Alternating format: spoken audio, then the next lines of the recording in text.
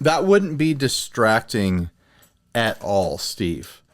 To hear your voice in real time in stereo ping pong delay. Yeah. It That's would what I be want. impossible to podcast that way, Steve.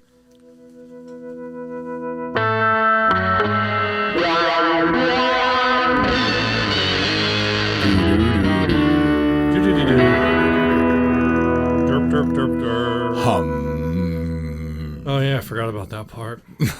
Hey, everyone, I'm Ryan. And I'm Steven. This is 60 Cycle Hum, the guitar, buying, selling, trading, modding, fixing, working, reviewing, playing Podcast.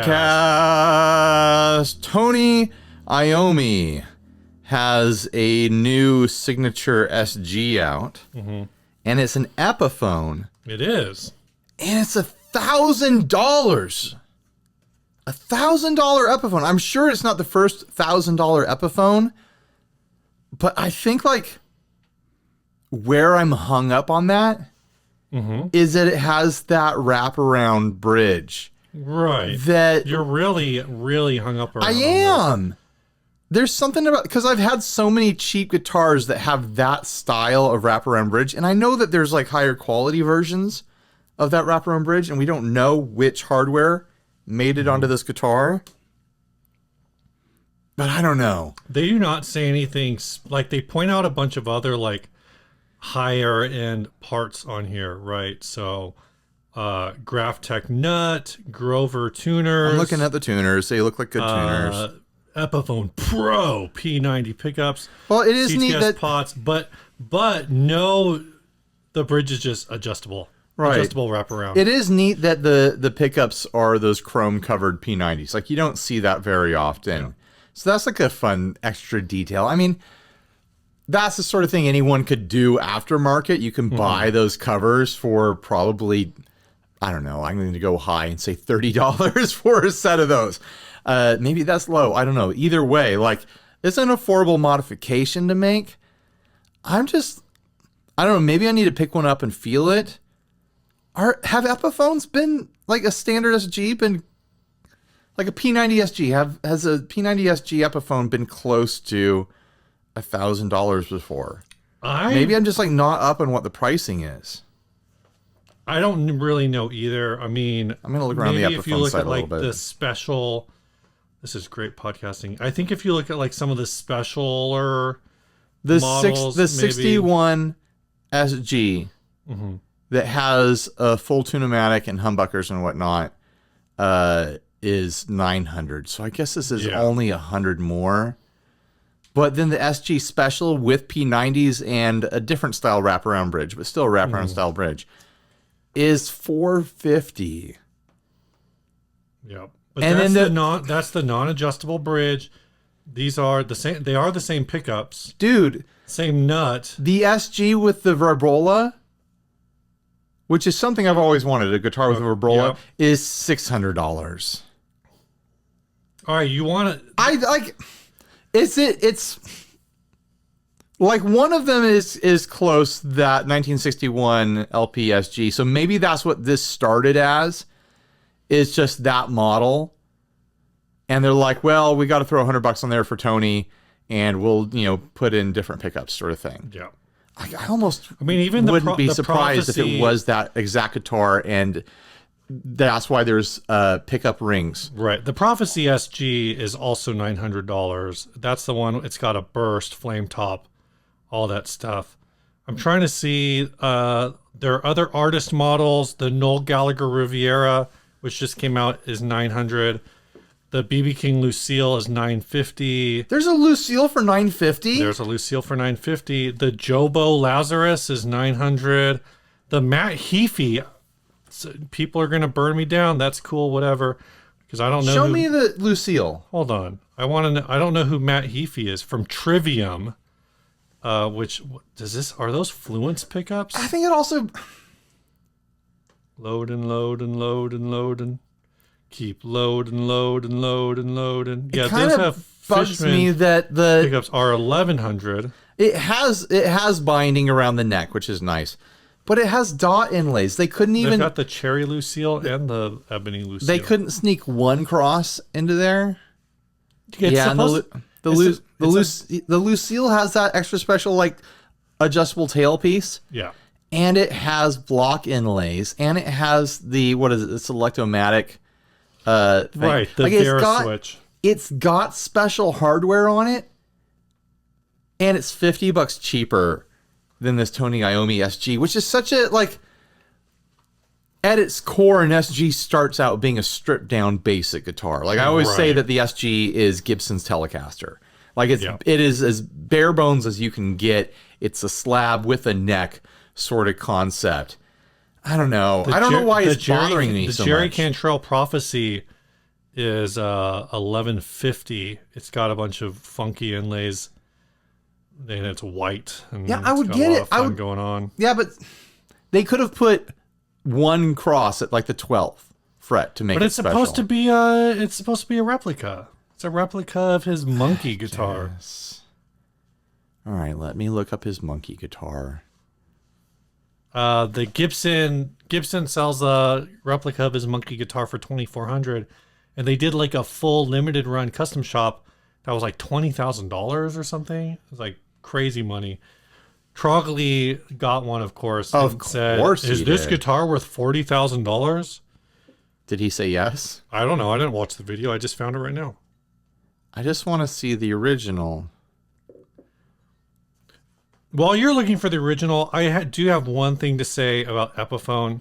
I guess an upgrade I would do on the Epiphone if I got it is I would get that big, thick multiply pickguard that he had on the original, because the new Epiphone doesn't have that. You ready for this Epiphone take? I guess I see that they're trying to recreate that. Okay, give me your Epiphone take. Now that Epiphones changed their headstock, they're all of a sudden way more attractive to me. Oh, totally. No, I totally agree with that. I like their new headstock way better. Every time I see one, I'm like, I guess the pickguard is decently thick on there. Well, the wide bevel is what I'm looking at, but it's not yellowed. I wish it was yellowed the same, because they yellowed the binding. See, I'm being picky about. I like Sabbath is great, sure. I enjoy listening to Sabbath from time to time, but I'm not like a Sabbath super fan or anything like that, so I don't know why I care about this. But there's been a rash of like signature guitars coming out recently. What was the one we were talking about last week? Wasn't there someone who got Rick Beato? Oh, Rick got a signature Beato, Gibson. Yeah. And, you know, that's always going on. And obviously, like, Tony Iommi deserves a signature as much as anyone does. But I don't know. There's something about a $1,000 Epiphone that's rubbing me a weird way. Because it's an SG. I think it is because it's an SG. Here's my question. And I don't dislike SGs. Ask me, Steve. So the original ones, those are custom fitted chrome pickup covers. Are these like chromed plastic, or are they actually chrome is what I want to know. That's what I'm looking for, to see if it says. They say that they are chrome covered. But they're not. Yeah, I'd like to know if they're plastic that's chromed, because that is a thing too. Can you chrome plastic? It's not technically chrome, but you can have metallic foiled plastic, you know. Oh, yeah, I see what you're saying. Yeah, yeah.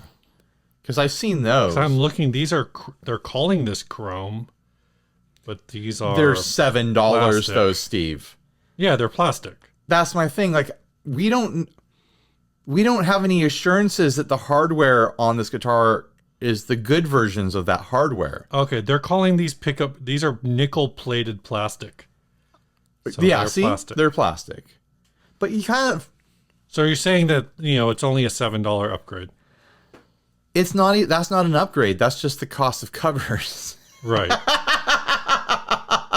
You think Gibson's paying $7 for those covers? No, they're probably paying 20% more than they would for their regular plastic P90 covers, which is probably 75 cents. You know. But, you know, upselling various looks and features is, how they get their profit margin. I mean, that's how everything is, right? Everything works. Everyone freaks out when all of a sudden you can buy like a white Strat with black pickup covers. You're, oh my gosh, that looks so cool. And it's like, it's a white Strat, and somebody, Right. The Fender factory swapped out the white pickup covers for Right. black pickup covers. They actually probably got the black ones for cheaper because the pickup cover factory wasn't selling them, so Fender bought them in bulk. It's like Big Five. It's the Big Five model. Right. They're like, oh, you got a warehouse full of black pickup covers and you want to sell them for $5, but no one wants to buy them? Yeah, we'll buy the entire warehouse for $1 a piece. Well, the original like zebra buckers came about, and like white humbuckers came about because like they were just buying whatever was cheapest, and the factory was like, oh, we got a bunch of white pellets. Like, well, then make white pickup covers. We don't care. They're going to be covered. No one's ever going to see them. And it turns out, guitarists like to pry things apart with screwdrivers, and now it's desirable to have all these different pickup looks. Yeah. $1,000. You're right. I do think you kind of have to be like a Sabbath. You got to really be into Sabbath or really into, Tommy Iommi. It is the Tony package. Iommi. I know. You keep saying fumbling it, on that and too. I was getting it right before we started recording. Thomas Iommi. No, Anthony Iommi. Tom Iommi fans are furious. Oh my gosh! Right now, they did it. They put together, the aesthetics of what that guitar would look like if it was made by Epiphone and it was brand spanking new. Yeah. Like, you look at the original, and it has the personality it has partly because it is worn in and relict, and it has that smoky vibe to it. That this just doesn't have. I mean, you're right. Like, I'm reacting to the $1,000 price point like it's double what it should be, when in reality it's $100 more than it should be. Yeah. And I'm sure that money goes to Tom Iommi. No, I'm looking at again the you pointed it out earlier, the Epiphone SG Special P90 in sparkling burgundy, which is a damn close color. Functionally, is almost the same guitar. It does not have the intonatable tailpiece, but that's not worth $500. you can swap out that tailpiece for $20. Easy. If you want to get a really nice one, then sky's the limit. You can get yourself a $150, $200 one, I'm sure. But you could swap out that tailpiece. You know what? Swap it out. Get the nicest version. We'll call it $200. So swap out the bridge for $200. Now you are at $700. Now you swap out those pickup covers to get the chrome pickup covers. Now you're up to $707, which is functionally $300 cheaper than the Tom Iommi one. Mm-hmm. It just doesn't have his name on it. Maybe the pick guard's a little different or something. It doesn't have the pickup rings around it, so it has some. And maybe, I don't know, it had some copy about the neck shape. I don't know if the neck shape is special. Well, the neck shape is like his neck shape. So, I mean, there are elements. That's what you're up paying for. There are elements to this that you are up paying for. I'm spending no time looking at the camera, so I feel a little bit bad about. Don't worry about it. I think oh, no, you're right, because it has the ring. I was going to say, it looks like the neck pickup is closer to the neck, but it's just because of the ring. It's because of that pickup ring. Yeah. And this one probably, it does look like it has neck binding. Yeah, the $450 one still has neck binding. That's surprising, but you have eyes and I have eyes, and we are both seeing the same thing. Thanks for spelling that out for us, Steve. I mean, the people at home listening to the audio podcast, they don't know for sure if we have eyes. That's true. So it was good to confirm for them that, yes, Steve and I do, in fact, have eyeballs. We both have two of them, and they both function. Steve wears glasses. Mm-hmm. I'll probably wear glasses someday, so you but can't not fully yet. Trust my eyes. Oh, you know what? This has witch hat knobs. Oh, big difference. This one has the classic, like the speed knob. No, it's the I forgot what that knob is called. They're like the dimple topped. Yeah. The chrome top hat knob. Top hat, yeah. So, I mean, the witch hat knob is different hat. What it is it's a different hat. That's a Fender knob, so they had to pay premium for that. Oh my gosh. Fender's like, you want to use our knob? That's going to be $300 per guitar. Okay, so functionally, let's just assume if you don't care about the shape of the neck difference, if you wanted to throw a bunch of upgrades at the $450 one, you could probably get a guitar that is on paper nicer than the Tony Iommi signature it's one. literally, you would only be needing to upgrade You could two even things. get yourself. You'd be upgrading the tuners and you'd be upgrading the tailpiece, and that's it. No, but you'd be putting covers on the pickups to get the chrome look. Okay, what? Listen, I don't think personally, I don't think chromed P90s is an upgrade, but that's if you're going for the look, sure. Okay. if you want that look, because it's the same headstock shape and everything. He's got the look. You could buy the $450 one and then throw $550 worth of upgrades at it. Not just the bridge, not just the tuners, but you could get yourself like some nice pickups. You could probably find someone who's an expert on matching the pickups that are in Tony's like original guitar. And you're like, I know how to wind those perfectly, and I'll charge you $250 for the set. You know, you can get whatever the Gibson P90s are, right, on the $2,400 version. And maybe there is a build quality difference between the special P90 and the Tony Iommi. There probably is. And you know what? It's probably a justifiable price difference, but if you're really just getting it for the look, like, it's for the fans, you know, which is fine. And it's not, like I said, it's not like $1,000 is an insane price these days. Lots of guitars are like, it's not a custom shop price. And they're trying to make Epiphone to be a more desirable brand with the headstock change and some of the spec changes and stuff over the years. I don't know. For some reason, it bugs me though. I still feel bugged by it. You're not bugged. Like, you're cool as a cucumber. It doesn't Steve, how come you don't me. have any feelings about this? Because I just don't have any feelings. Just in general across the board? Yeah. Steve is an android. No, I just, it's a player that, like, I think made interesting music, but it's better than I think some of the other signature models that we're used to seeing from this family of brands, though Tony Iommi has had several signature models over the years. I honestly, though, like going back, I feel like that Lucille for $950 is a hell of a bang for the buck. Right. In comparison, like weighing like signature instruments, like are there that many Black Sabbath fans that absolutely have to have like the Tony Iommi style SG? Like, you can get by with any guitar with P90s, right? Like, I don't think that group of people are obsessing about that much. But man, if you want a blues axe, right?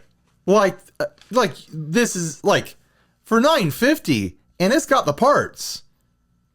You know, when you say it's got the parts, what you mean is it has the TP6 bridge. But it also has the Selectomatic. Well, I forget what the official term. Well, that's an ES345 thing. That's not a... But still, like, I'm just saying, there's something about that hits me different. I don't know. Yeah, it's a Veritone. Veritone, that's the word I was looking for. This is a ES345, but it's not quite an ES345. Right. Since it's a solid top. Yeah, it doesn't have the F-holes. It's cool. That's what I mean by solid top. I don't mean it's a solid body guitar. Okay? It doesn't have extra holes in it. Yeah. Like, I feel like even without me really caring about playing blues, like, I'm more likely to play in the style of Tony Iommi than I am in the style of B.B. King, but I'm more attracted to that Lucille. Right. For that money. Right. Like, I feel it's more special. I don't know. Do you prefer the Lucille or the Lucille 2? I like that white one right there. The white Lucille. Mm-hmm. That's the one I would go for. All right. You got anything else to say about this? Is this the most exciting podcast episode you've ever listened to in your entire life? We should have talked about solid state amps. We'll do that next week. That hot clickbait news. Music jobs. Why are solid state amps? Tune in next week, guys. What are music jobs? Maybe next week. We'll see which one we decide to do. Spoilers! Does solid state deserve to be an amp? Amps just don't want to work anymore. Is that this week's clickbait title? Does Tony Iommi deserve a signature guitar? That's actually pretty good, because it's like anyone who would question that he doesn't is like, okay, let's go through this really slow. What are you talking about? I kind of want to use that because we should. Because honestly, we should do it every single time someone gets a signature guitar, no matter who they are. Even if we don't talk about it. Yeah, we talk about a completely different topic. So what's interesting about that is, now I know I went into snark mode in a few parts, but overall I felt like we were pretty upbeat and pretty positive about Gibson coming out with the Beato? Rick Beato guitar. No, we totally were. But so were there just commenters that didn't watch the video who were like, these two jackholes? Oh, totally. Like, or they got 30 seconds in where we were just like, oh, Rick Beato. And then you know what it is? Before the whole part where we were like, yeah, if there's a YouTuber that deserves one, it's him. You know what it is? What? It's the Beato bot army. Rick Beato's got Rick Beato bots out there on the internet, and anytime they pick up keywords or titles or people chatting about Rick Beato, the Rick Beato bots show up. And they just automatically go into defense mode and start spewing out AI generated defenses of Rick Beato without actually, processing the content. It's like Dolly for comments. Exactly. And then because we just said it already exists. And then the AI goes haywire and just starts telling people to contact them on Telegram to get their prize. Listen, when this channel really makes it, you'll know, because there will be 60 cycle hum bots cruising around other people's channels, just like those Beato bots, which are definitely real. Beato bots. I feel like that's like a fun disco song idea. Beato bots. I guess. I lost Steve. Did you see the comment? Did you see the one commenter who says that if a joke bombs, that you should cut it? That you should edit the video? No, never. And I just that's funnier than a joke that lands. I agree. Like, a joke that doesn't land is way funnier than a joke that does. But my response was just, that sounds like too much work. It is work. And there are things that I intend to cut and to edit, and I forget to do them every week. And I'm like, oh, I guess I let that through, huh? Whoops. Oh, well, who cares? I don't actually care this time. All right. What else do we want to talk about? What's the next thing we're going to move on to? I want to know what this picture is. Oh. That's your daughter, Steve. Yeah, I know who it is. I didn't know what it was. Let's do some housekeeping. What it is? What it was is your daughter. It's a human being, Steve. Housekeeping is a part of the show where we say, hey, if you want to support the show, head on over to patreon.com/60cyclehumpcast, where for as little as $1, you can help with the production costs of this program. It pays for obvious things like paying for our podcast hosting and paying for equipment and travel that we need, but it also pays for things like the mailbox. We've got a UPS box. It pays for various services that we use that aid the podcast. Like, we just had to pay for our WordPress the other day, so I had to deduct that from our budget and whatnot. There's all these little costs that add up, and 100% of the Patreon money is there to support the production of this podcast and content on this channel. It's just what it goes to. So there you go. At the $10 level this week, we have CD Willis. Thank you, CD, for supporting this show. And again, even as little as $1, everything counts. In small amounts. This ad was sent to us by Nicholas Orman. I forget which one it is. This isn't even an ad. This just says this is a Gibson Les Paul Personal 1969. Comes with microphone. This is rare. Only somewhere around 100 were made. I saw some higher production numbers. I think it was probably closer to 300 or 400. I'm assuming it was an ad, but we didn't get a screen grab of the cost or anything. Because I didn't make the screen grab, it was sent to us. So I'm assuming it was for sale. Yeah. I was aware that these guitars existed, and that they had the microphone connection, the XLR input on the upper horn. I had never seen one with a microphone plugged in. And you and I were discussing, wondering, is that the microphone that came with them? Or is like you have to figure out your own situation, and this guy found like an old gooseneck microphone. Well, so it's weird because so many of the ones I found online in the pictures, they don't have the microphone. I couldn't find any that had pictures of the microphone. All of the ones that have the microphone have this microphone. So you did find others that have microphones? Yeah, and they have basically microphones that look like this. So this is probably the stock microphone. So, yeah, it's just very confusing. What I want to know is, does the microphone connection go out the same as the guitar signal? Like, does it mix into the guitar signal, or is there an XLR connection on the other end of the guitar and it just passes through? I think it goes through the whole thing. Interesting. It goes like it doesn't pass through the guitar signal. So like you're not singing into your amp. Oh, Like, are there pictures anywhere of the connection side of it? I don't know. Neither do I.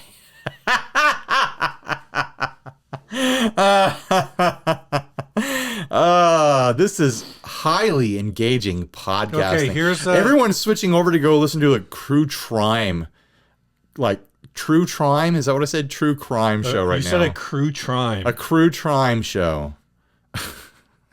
Remember when I tried to do this to a guitar? I tried to put a gooseneck microphone holder on it. And do you remember why that didn't work? I actually don't remember why it didn't work because the gooseneck makes like metallic crinking sounds. Oh yeah. Every time that it moves at all, and also your vocal vibrations and all other vibrations transfer through the gooseneck into the body of the guitar, and I was getting all sorts of crazy noises. I never actually screwed it in because I had this thing to screw it into the guitar. I used like a clamp to hold it on there, and testing it out, I was like, oh man, this is a bad idea. This is not gonna work. But I had high hopes of having this guitar with a gooseneck mic that I would be able to just like walk around on stage with and not have to be married to a microphone, back when we had your favorite band, which is kind of like a punk rock outfit. What are you looking at? I'm trying to read about how to... The Les Paul personal model is equipped with... This is from the manual. Oh, does it come with a special plug? Is equipped with an input jack for use with the microphone. This input jack, in addition, is located... You can do it, Steve. This input jack is located on the upper rim of the instrument. In addition, a volume control is outfitted on the personal model, which allows you to independently control the microphone volume apart from the guitar volume. But does it go out? Simply use out of the guitar's output cord to separate the microphone volume control from the guitar volume control. Then the microphone end of the stereo cord may be plugged into any low impedance PA system. You now have before you the microphone at all times, eliminating the burdensome microphone stand. Walk through crowds, singing or announcing while at the same time playing your instrument. A great feature. To adapt a microphone to the Les Paul Personal, you may contact any electrical supply house to equip you with an adapter for your microphone, preferably low impedance, to accept the female input jack on the guitar rim. If you do not already own a low impedance microphone, be sure to select one that will be comfortable for you depending on how high or low you wear your instrument while performing. So this makes it sound like you get your own mic. You pick your own mic. You get your own mic, and it sounds like you need to get like a splitter cable out of the guitar, which makes me wonder, if you don't use a splitter cable, if you use a standard 1/4 inch, does it sum your guitar and the mic? I don't know, but on top of all of that... But I bet their outputs are so different that it wouldn't work. The Gibson Les Paul Personal and Professional instruments are designed with low impedance pickups. Therefore, this instrument must be used with the Gibson low to high impedance transformer when not using the Les Paul LP12 amplifier. The LP12 amplifier is equipped with both low and high impedance inputs. Most musical instrument amplifiers This guitar comes with a lot of baggage. Yeah. Basically, Jeez. so if you were to get this guitar and you just try to plug it straight into like It wouldn't a work. Fender Twin Reverb, it's going to sound bad. Well, in this picture from the ad, it's in front of a Bandmaster, and you just can't plug it into that. Yeah. What a pain in the ass. I'm glad I don't own one of these. I mean, it's cool to look at, and it's like got like a unique thing going on, but geez. Like, of all the things that, like, Gibson's done over the years that people are like, why are you doing that, Gibson? What is this? Well, they were doing it because Les Paul. Right, because that's what Les Paul wanted. This is his own mad scientist sort of rig. Like, why did he want to use low impedance pickups? I don't know. I don't know. Right. For any of this stuff. Apparently, the Les Paul Personal, they think there were a total of 370 guitars shipped for these. So That's plenty. What is that, one for every city in the U.S.? I know there's probably more cities than there were that. 2 in 1969. So the guy says that this is in 1969, and he thinks that there is... So it's only one of 2 made in 1969? He says only like somewhere around 100 were made, but this listing on vintageguitarandbass.com, which is what comes up when you search for Gibson Les Paul Personal, says that there were only 2 made in 1969. Interesting. So Who knows? now how that person, came up with that 1969 date. No idea. No idea. It's a nice date, though. What's next, Steve? Let's I didn't write down a time. What time did we start talking about this? Dude, I don't know. It's 31 minutes in now. You can watch the video to figure out the timestamps. I know. I'll That just upload it sounds like days that just sounds before. like work. It is work, Steve. Days? You upload it Sunday evening. I've been getting better about getting it up on Friday. All right.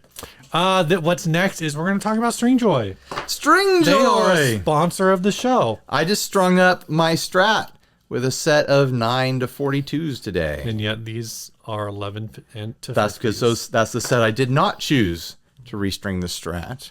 But if you're looking for wild and crazy and creative, unheard custom sets of strings, I highly suggest you go over to Stringjoy right now with our link in the description to use their custom string builder, where you can combine any gauge of string you want with any other gauges of string you want. Go string by string and call out the gauge, and they'll send you that set, even if it's highly unadvisable. They might look at your order and think, this person is reckless. This person doesn't know what they're doing. They're going to damage themselves and their guitars, but they'll still send you the set because they trust you.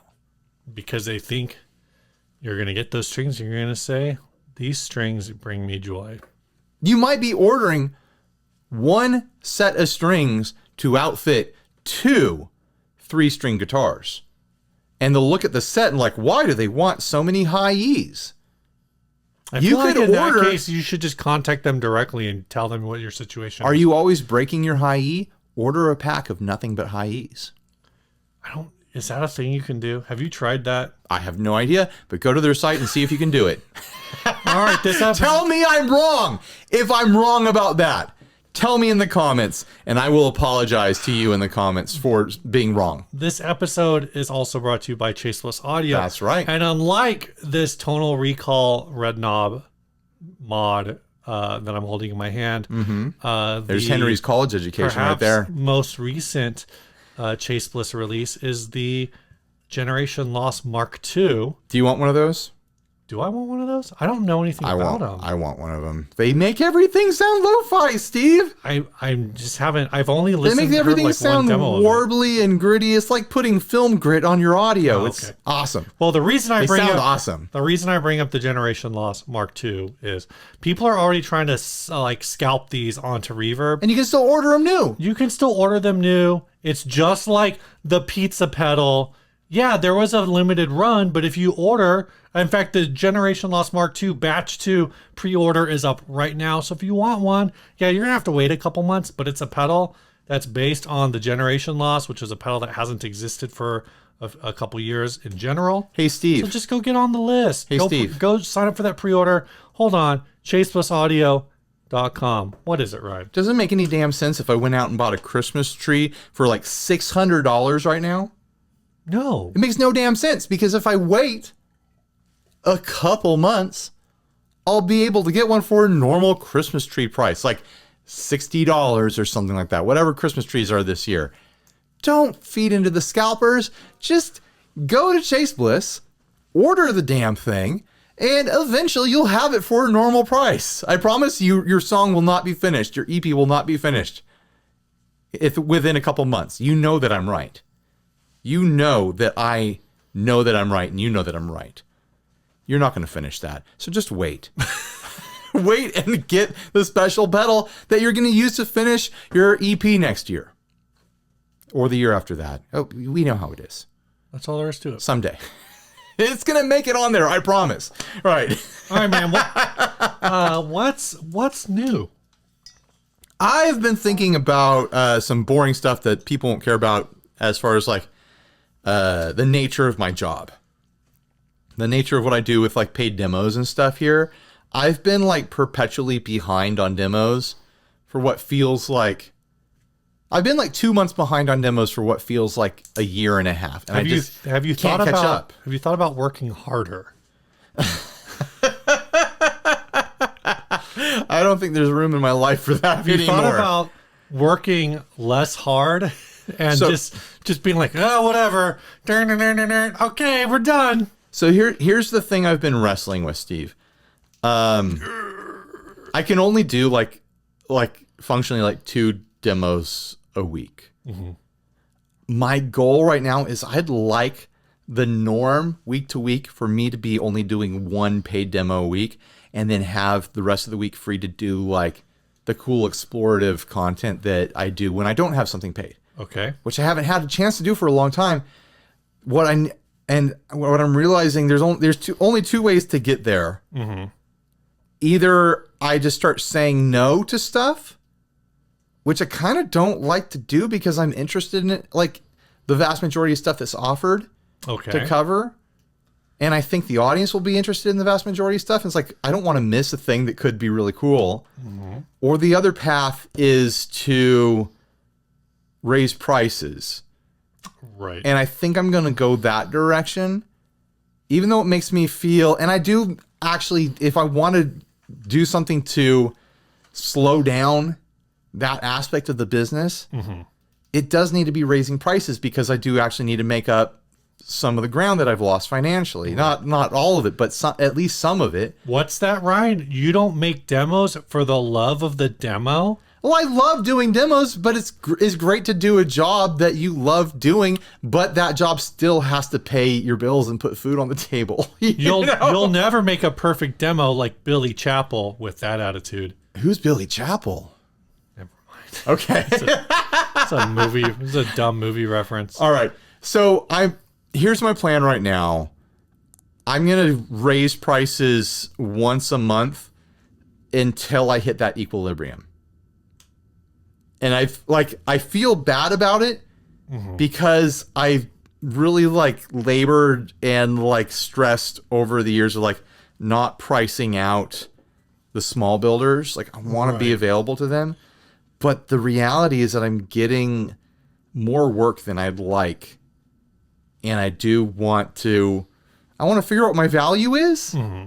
but I also want to have some sort of natural limit on how much work I have coming in. And I think also, this is just thinking broadly, right? People, there's kind of this attitude you don't, not towards YouTube, but just as a general work principle, right? It's work hard, play hard, or whatever. Or, the job is the thing that I have so I can do my hobbies on the weekend. Right. This is a thing I do so I can afford to do the things that I want to do. Whatever, right? That's a sentiment. Sure. So the idea, I guess, is even if you wanted to include, now I guess then you'd have to discern what's a small company, what's a fun project. But I'm sure there are YouTube channels, and people in the comments can fill the comments with some that maybe they think do this, where you do a certain amount of paid corporate work, and because that corporate work is at a high enough rate and at a frequency enough that when you do your fun video, say your fun video is, you want to do something weird with a guitar that you already have, but now you can bring in a pedal from a small builder and be like, I got this pedal from the small builder, and I'm going to use it in this demo where I'm going to do something dumb. Like I'm going to make a stereo fuzz rig, with 4 reverbs, and also this pedal that was sent. I just broke a string on my Yamaha RevStar over there today, and I've been wanting forever to put this Duesenberg trim that I got on there. Like, when do I actually have the time to make that video? Because I still like I'm still like a month and a half behind on my paid demos right now. So I'm going to have to like squeeze out some time somewhere in between my schedule that I've written out and agreed to do that fun video. That's like, here's a thing that I've been wanting to try, and I consider, and it's not like trying to get out of work so that I have more free time. It's like trying to control a specific type of work I have so I can do the other type of work where the goal of that type of work is to be engaging the audience with things that I think are entertaining, like different kinds of, like a variety of content instead of just paid demos. There's a different creativity at play that's like, okay, how do I use this pedal in a creative way? Because I functionally have, sometimes functionally, sometimes realistically, like have a contract to do something creative with this pedal, versus how do I do something creative because I just want to make something creative. Right. Well, it's not even about like me like seeking out some sort of like personal fulfillment and creativity. It's more like there are types of videos I want to make that I think would be good for the channel and good for my business, the business of doing this stuff, that I'm not getting the opportunity to make because I'm doing content that, it pays the mortgage, it puts food on the table, it pays necessary bills. Like I'm not making money hand over fist over here. I'm not driving around a new car or anything like that, and I won't be ever, probably. But it is like this balance of the type of content that I want to make, but it requires that I make more making the other type of content, So I don't know, like small builders out there, like I don't want to price you out. Maybe I'll put a note on my pricing stuff, like, hey, if you're a really small builder, but then it's tricky because then like every company thinks they're a small builder. Yeah. The difference between a small and like really like a small builder and what we perceive as like a mid-size builder is just success, right? I feel like if I was going to define it for like what I was going to say, like if I could offer like a discounted rate for the little guys, it'd be like domestic. Like you're not, like an affordable brand or something like that. Sure. You know what I mean? You like the people that's directed at probably don't know what that means, but everyone in the audience knows what that means. Like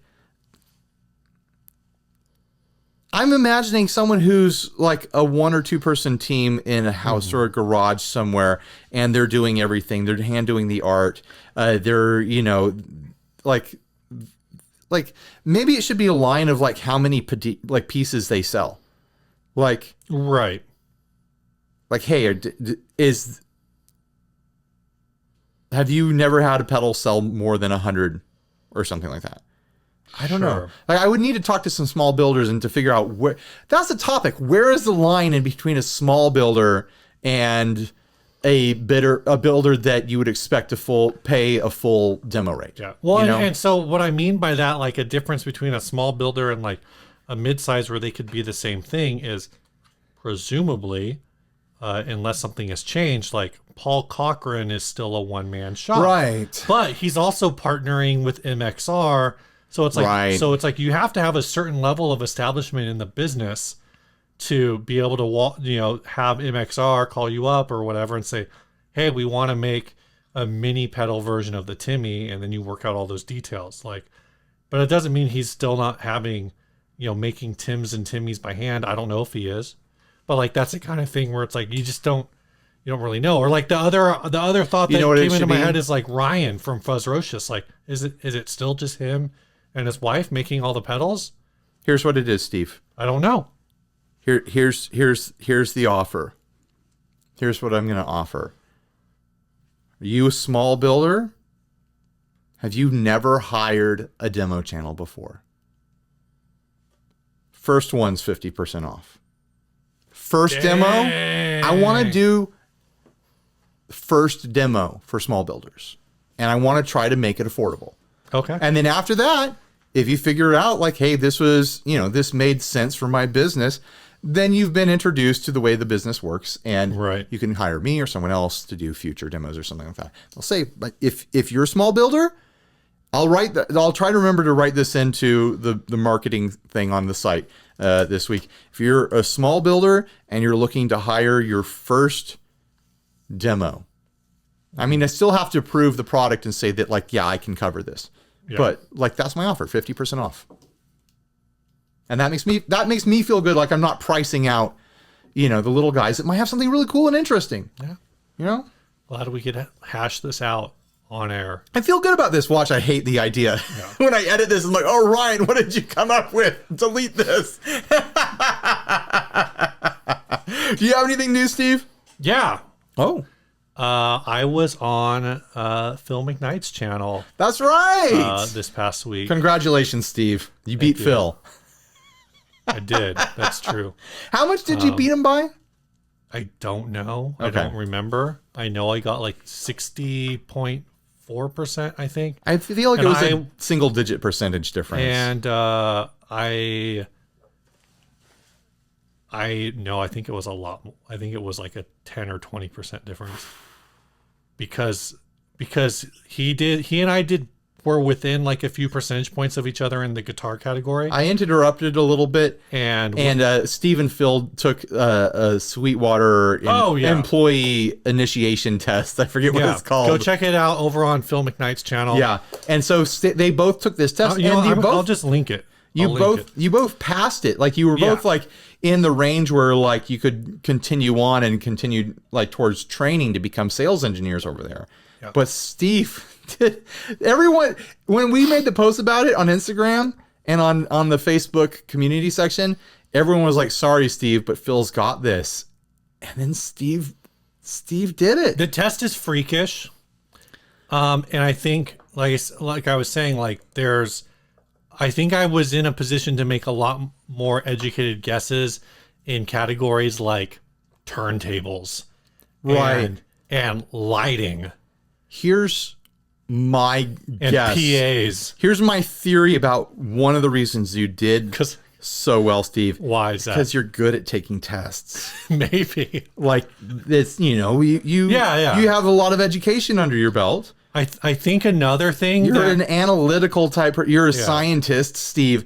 Like I have a feeling your ability to take tests is greater than Phil's, not because of the content of the test, but your ability to come to conclusions to select correct answers. I think I had an advantage as well because I had COVID and I was just so freaking tired that I was just like, click. It put you in click. That was an advantage to you? It was an advantage because I had to like 100% focus all of my energy into this test. That's not how things work when I'm sick. I don't know. I would have just like everything C.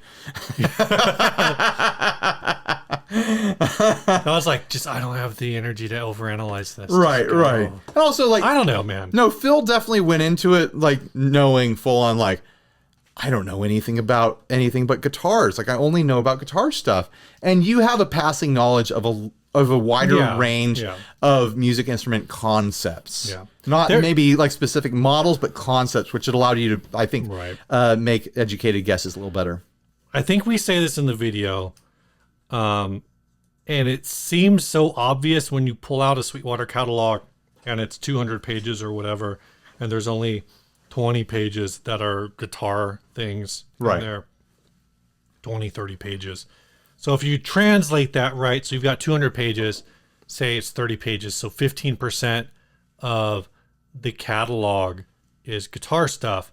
But as guitarists, bassists, stringed instrument people who are in large communities like the Gear Talk community or the Gear Page or whatever, where there's tens of thousands, if not hundreds of thousands of people, you think, man, this community is huge. This business must be huge. And we forget, like, from a sales perspective, from a store perspective, we're only taking up 15% of the catalog. If you scored 100% on that section and you scored a 0% on everything else, you would have scored a 15% on the Sweetwater test. Sweetwater, for most of their history, has only sold live sound and studio gear. Really? I did not know that. Yeah, the like individual instruments and stuff like that, like that's a more recent development, like in the last like 10, 15 years or something like that. See, they could have killed us if they would have done Sweetwater corporate history. The only thing I would know is Chuck Surak. Right. No, it was all like recording and live sound gear for the longest time. Because that's an enormous industry. Enormous. Like that, and it's professional, quality gear, like live soundboards and rigging and lights and microphones and recording gear and desks and stuff like that, and monitors and speakers and all that stuff. Like when I get lucky with like my affiliate links and I fetch like my cut of like a really big sale through Sweetwater, Thomann, Amazon, whatever. The really big ones are not guitar. Right. Because like, someone might buy a $3,000 PRS or something like that, and I'll get my single digit % of that. The really big ones are like when someone like outfits a venue or something like that. Right. Like every now and then it's be like, whoa, I just got a chunk of money because someone's building a venue somewhere or someone's going on tour and they bought all this rigging and lights and soundboards and hundreds of cables and things like that. And it's like, what the heck happened here? Whoever you are that's watching, thank you. Yeah. But those are still the big money making purchases for a business like that. And like, you lose that client over the phone as a sales engineer, you fudge that up. That's what those people are training for. Right. They're not training for the guy that's calling to buy a $600, Squire. They're training for the person that calls up and is like, hey, I need to order, $250,000 worth of live sound stuff again, which they probably get that call once a day. Who knows? Like that's the real money. I mean, there's real money in the instruments too, but it's a lot more and a lot smaller purchases, like people like us buying, strings and a peg winder and then cashing in that free shipping, there's only so much profit in that. So yeah, those sales engineers have to know about stuff that, is much more than just the guitar stuff that we care about and we think is so expensive, but barely scratches the surface of what music equipment can cost, On the other hand, if you're running a venue, presumably you're only buying one soundboard, but most of us own more than one guitar. Of course, that soundboard is worth several guitars. So right. Yeah. But, like there's everything else that goes into that too. And, like there's companies out there that go around and just professionally like build venues and outfit live sound situations and corporate, arenas, not arenas, but like presentation rooms and things like that. There's all sorts of stuff like that going on all over the world that they supply to. And like, whoever's sales engineer gets that client, they're having a good Christmas. Every hotel who's like, we need to put some par cans in a conference room. Call it Sweetwater. Right, no, it's not the hotel calling. It's the company that the hotel contracts. And that company, goes around to all sorts of different venues, hotels, corporate headquarters, schools, churches, like concert venues, of course, like touring acts. Like whole touring rigs and things like that, film studios and whatnot. Like there's big business going on around that stuff. Big there business. You go. You remembered where it was, Steve. Because it's green. It's green. And then orange is for, obviously. Orange stands for that. Yeah. All right, let's move on to talking about something else. Yeah, let's do this last sponsor spot. Okay. We got a pair of fuzzes here. This first one is from Big Ear Pedals.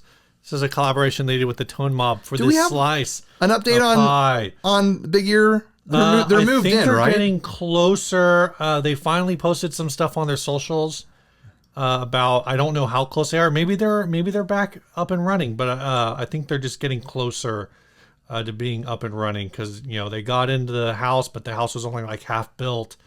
So they were. I think they're still waiting on some of that stuff. But if you want a realistic looking pizza looking pedal, piece of pie, slice of pie. Go check out It looks BigEarPedals.com. so real you can taste it with your eyes. My one of my kids took my slice of pie when I first got it and tried to eat it.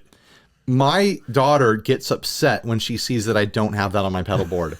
Like, she pulls off what's already there and she's like, "Where's the pizza? It goes right here." Like, she knows the order of my signal chain and knows that the pizza is missing. It's like, sorry, honey, Daddy's got to try some other fuzzes. I do love the pizza fuzz, but it's my job to try other fuzzes too. So if you've got a slice of pie missing from your life, I don't know, BigEarPedals.com. Get on their mailing list. Follow them on socials. You know what? BigEarPedals.com. Do you love pizza? Prove it. Prove it. I don't believe you. Get one of these if you love pizza. You love fuzz? Prove it. Yeah. Prove me wrong, because I don't believe you. The other fuzz we have here is the Demonic Machines Erica's Trip Octave Fuzz. This is an interesting pedal because it's like it has some dirt to itself, but really it's more like you run it into or run other dirts into it. Like you run a fuzz into this or you run this into a fuzz and it's like adding an octave section to your signal. You can add it to overdrives, your clean signal, distortions, phaser, whatever, and you're adding that nasty, gritty octave section of a fuzz without the huge wall of fuzz that's accompanying that usually. So it's a really fun and unique utility in a way. You've got a fuzz that doesn't have an octave setting. Now it can. That's my pitch for that. I'm not sure that's how they even describe it, but that's how I experienced it. DemonicMachines.com. Go check them out. Yep. This ad is sent by Mark DeBruyne. It's called Whatever Happens. Oh, yeah. It's a Fender Mustang designer piece. Why is it called Whatever Happens? Did I not get... Is that what beaten of Rulin means? I don't... Oh, because I think that's written... it's written on the guitar. It's on the body of the... It's written on the back of the guitar. Whatever happens, happens. Yes, wise words, indeed. There's a lot... This is a Squire Bolt Mustang, correct? Yeah. There's a lot of art on here. Some of it I don't mind. Some of it is baffling, although unique. Like the chains are unique. I've never seen that before. This is my first time seeing chains on a guitar. Yeah, you gotta have a chain on that pickup selector switch. You think that... So it doesn't float away. You think that top chain gets picked up by the pickup ever? Like it rattles around and the pickup hears it? I don't know. Probably not. We've got a hand-drawn picture of an angel in a cloud holding a banner that says Junkie. Wait, what? I think it says Junkie. I see it. I'm actually a really big fan of the headstock situation. That's funny. They put a Fender logo from an amp on the headstock to cover the Squire logo, and it's huge. This one right here. And Fender logo. The one on the amp behind us. Zoom. It's huge. It completely covers the bottom edge of the headstock. I honestly really like this look. Every time I've seen someone do this, where they put the amp decal on the headstock, if I ever get a custom Fender, I'm gonna let's put an amp decal on the headstock. Screw it in there. Ridiculous. That's what we'll do. I want it bigger than anyone else's Fender. We've got a drawing on the back of an angel with a snake tattoo right above its butt cheeks, and it's wearing fishnet stockings. Yeah, this is like... I wish it was on the front. Like, I want to know if you take off the pick guard if it's on the front. because like otherwise it's a little nonsensical. But then there's also a coffin that's wrapped in thorn. It looks like it's supposed to be like thorns. I kind of dig that skeleton on the front with the weird foil zebra thing going on over it. It's like a foil tribal tattoo. There's something. It's a smoking. It's it's a smoking chimpanzee head, or like that's like an orangutan. It does look chimpish, and it's got a hat on, which is cute. But it's a skeleton. There's something sincere and authentically charming about the art on this guitar. Even though it's amateurish, it is that perfect, like, outsider, like, metalhead scrawling on his notebook in the 5th grade artwork. And the vibe is perfect. I honestly really like it. Yeah, this is Alphalin of Verzenden, which I think means like make an offer. So we don't know how much they want. It's a Squire Bullet, so like this art isn't going to earn any sort of upcharge from anyone. Most people, I think, would agree that it probably lowers the value of the guitar. If this was local, I'd expect to offer this guy $75 US. Like I would be acting like I wasn't excited about the art, like, oh, maybe I can save this sort of situation. But the reality is I'm keeping that art forever. I'd get rid of the chains. Probably that looks obnoxious to me, dealing with those chains. But yeah, I'd be committed to that art. I'd probably take off the duct tape that's around the strap button. We couldn't afford a 6-pack of Grolsch. Yeah. The Goo Gone that it's going to take to remove that duct tape for the strap locks is going to cost more than one of those cheap rubber washers. Don't use Goo Gone, just use WD-40. All right. What if I just use mineral spirit, Steve? Or use mineral Am I allowed to do that? Are you going to allow me to use mineral spirits? You have dead minerals in your house? Yeah, the ghosts of minerals. Dang, dude. I know, right? That is creepy. Yeah, super spooky. Welcome to October, right? You got to keep the flint ghost away from the steel ghost. Spooktober. Ooh. That steel ghost and that flint ghost get anywhere close to each other, they're going to start a fire. Do you know what the scariest guitar technique is, Steve? What is the scariest guitar technique, Ryan? Boomer bends. Oh my gosh. Did you just come up with that right now? Yeah. Oh, you think I've been sitting on that? You think that's a perfect joke? You actually seem like the kind of person. I'm making this as a professional judgment after 18 years of knowing you. Yes, you would sit on that joke for a couple months. I'm going to forget that joke in 5 minutes. I know you never make it again. You probably thought of it 6 months ago and then forgot about it and it just came to you again right now. No, I would never remember it close to Halloween. I would remember it in November. It's like, September. Oh, damn. Dude, when does this episode air? Barely in October. It's like the 28th right now, and Steve's giving me crap about it not being October. It's going to air October 3rd. We have Halloween decorations up in our house. Yeah, so do we. You're giving me crap about Halloween? You've got Halloween decorations up in your house? My wife put them up, okay? Not me. Now I'm in trouble. I could say all sorts of misogynistic things right now. I'm glad we have a house that we can decorate, and so I'm for it. I'm glad you do too, Steve. But you don't feel like it's too spooky when you get home? You come home from a long day of work and you just get scared right away? Okay, so we got this one decoration. It's a witch on a broom, and it says "Come fly with me," which is Frank Sinatra reference, right? And the other day I walked outside and it was like it had fallen over. And at first I thought like, oh man, a kid's messing with us. But it is kind of like gets kind of windy up there. But at first I thought like, oh, some kid pulled this out. And then I thought, wait, what if it was just trying to fly by itself? Yeah, it wanted to fly. It just doesn't have the juice. But then I looked at where it was like in the ground, and I think it was just leaning up against the wall. I don't think it was really like in the dirt. Sure, So sure. I think that's what it was. Yeah. Or what happened is the a real witch drove by or flew by, walked by, I don't know, and they saw it and they're like, oh, that's such a nasty stereotype. Like, I don't appreciate that. And they just pulled it up and they threw it aside. And then they flew away on their broomstick and cackled. Jeez. I mean, that's possible. They grabbed a child as they flew away and like, that's not even a correct stereotype. Ridiculous. Should we hit this last ad and get out of here? Let's just do the song. Oh, really? You want to do this ad? No. We can go long. No. Okay. Let's go long. No, let's do the ad. We'll do the ad. do the Okay. ad. This is one that I found. It was actually suggested to me by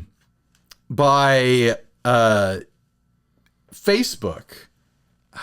It still didn't load the screen grab of the headstock. Try again later. Yeah, it's that picture of the headstock. I've got it on my phone. This product will strike a chord with all musicians out there. This 6-string acoustic guitar is more than just a display. Equipped with wound strings and 20 frets, if you can wrap your hands around the neck, you can play it. Available in a natural wood finish, this piece is a must for guitar players and collectors alike. This item also qualifies for free standard shipping to the contiguous U.S. That's actually a really important detail because you would not be able to afford to ship this otherwise. This is a giant acoustic guitar for $1,000. This is $1,000.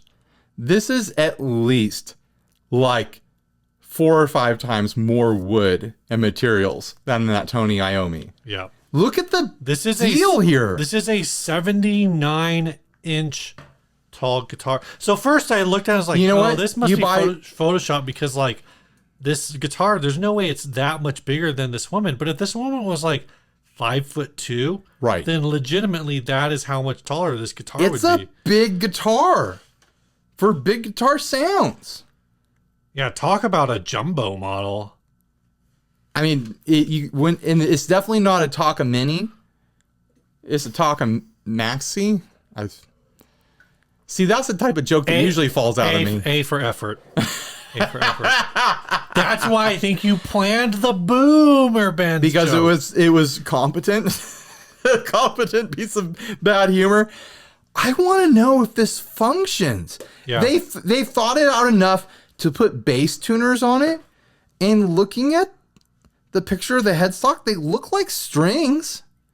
Like, yeah. I don't know where they got these strings because they look like steel cable size. They're huge, but they look like guitar strings. Ryan, they got it from String Joy. They might have, honestly. Someone who can make custom strings made this. Hey, Scott, I need some extra long scale. Oh, like 35-inch bass? No, not quite. Oh, 36-inch bass? Oh, no, not quite. How long are we talking about here? 65-inch bass? Yeah. The height is 79 inches. Do you think that's no, because it's an acoustic, so it's probably closer to like 50 inches or something like that. There's a lot of open body on that scale. Sure. But even then, like, that is ridiculously long. I want to know. 79 inches is over 6.5 feet tall. It's like we would look tiny, like we would look stupid next to. It's actually, I guess, this is about the size of an upright bass, isn't it? No, it's bigger. Are upright basses taller than this? How big is it again? 79 inches. 79 inches, so that's 5 foot something? No, it's 6'7". It's 6'7"? No, I don't think stand-up basses are 6'7". I mean, if you count I'm counting the whole thing. Are you counting the little stick at the bottom? A full upright bass is 75 inches. You're thinking about how it has the little stick at the bottom. But that makes it taller. I think I'm also thinking of that part. The little stick at the bottom. You know, that's my favorite part of the stand-up bass. It's the little stick at the bottom. You know, it just holds the whole thing together. It's like the toothpick in the sandwich with the olive on top. If I had a stand-up bass, I'd stick a little foam olive on that stick as a little gag that it's a sandwich of some sort. Now, I really want to know. Like, here's my angle on this. It's $1,000 no-name brand guitar, but it's really big, and it's only $1,000. and it looks like it might actually be playable. It's got real tuners on it. It looks like real strings on it. It looks like it has real frets on it. Is there any reason why this isn't an object that is approaching a playable guitar that happens to be gigantic for $1,000? I honestly kind of feel like if it functions at all, like if I can play a Violent Femme song on this guitar, it functions, you know. If it functions that minimum amount, I feel like that's a really good price. It's a lot of guitar for the money. Jeez. A lot of guitar. That's awful. I don't know, man. I kind of feel like you need this. Where am I going to put it? I don't feel like I don't have space for the regular size acoustics in my life. I don't know, man. You got to figure that out. If we ever have a reason to be part of a parade, this will be on the float. Ticker tape parade. Right. Yay! Ryan and Steve came back from space and they defended the planet from aliens. Let's throw them a parade. We'll order this guitar as part of the parade. Oh my gosh. Can you imagine getting hauled down the street as the subject of a parade and everyone's celebrating you? And you bring this guitar. You're like, yes! Dong, dong, dong, dong. We've done it! Dong, well, that's the thing. dong, Is it's like dong. if you can wrap your hand around it, like how big? I want to know how big this neck is. They have those guitars at NAMM that have two necks next to each other fused together that are like that wide. Yeah. People play freaking like 12-string guitars that are just gent sticks that have massive strings all the way across them. Someone could play this. The problem is fretting it and strumming it at the same time, because you just got to have like as long you use a capo to shorten the length of the nut. You're strumming it like this. No, like you all just the way out. capo, and then you're good to go. You don't buy a guitar like this to capo it. You think there's a capo out there that fits I was gonna this? say, how big of a spring do you need on the capo? You're gonna be buying like a wood clamp from Home Depot to capo this guitar. It's just C clamp. Hold on, I gotta change the key. You know who needs this guitar? Josh Scott. He's big enough for this. Hey Josh, someone tell Josh that I was talking about him and I found a guitar for him. Hey Josh, you know that guitar you've been looking for? Here it is. All right, get us out of here with the song, Steve. Sure. The song was sent by Ian Ferguson. It says, this song is about Chode Boy and the adventures of the Chungus monkey. The lyrics are explicit? No way! With a title like that?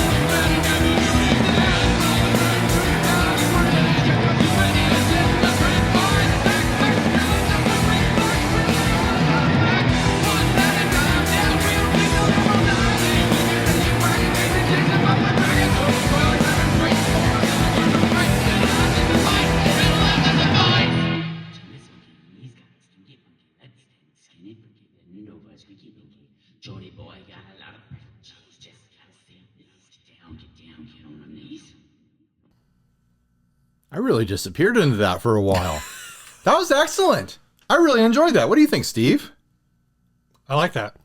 I liked it. I felt like it took you a while to catch up. You think it took a while for me to catch up? I don't know. I was watching you, and you just had this look like you were trying to figure out what was going on. But No, I knew what was going on. Maybe that's how into it you were. No, I was really into it. I think what really was the cherry on the top, the thing that really pulled it all together was the horn section. Yeah, Behind it all, the way it was working with everything else. I mean, someone likes Les Claypool. Really, really fun. Really, really incredibly busy, but what an incredible vibe. What an incredible energy to that. And very fun to listen to. Like, I like that. I like that a lot. So thank you for sending that. I mean it. All right. Bye, everyone. Stay grounded.